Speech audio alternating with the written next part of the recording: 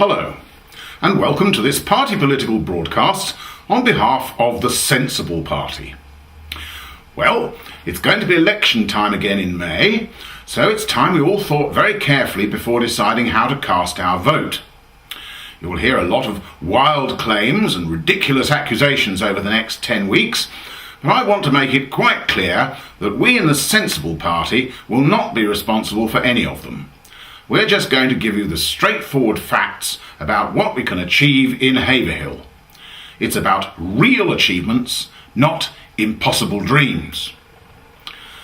Some people think we should be taking up the cudgels in quite ludicrously impossible causes.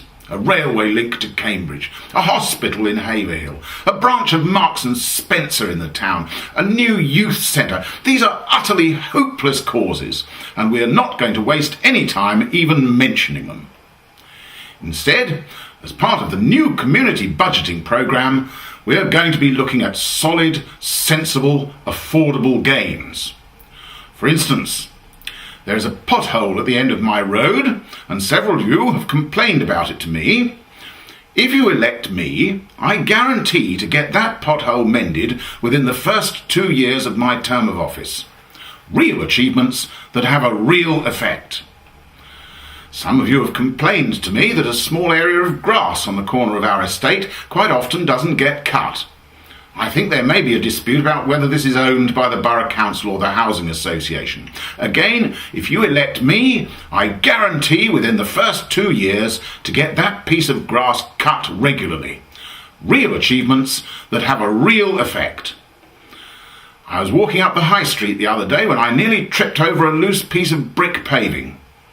I've made a note of it, and again, if you elect me, I guarantee within the first 2 years to get that piece of brick paving reseated properly and to make sure the planter beside it has the graffiti removed.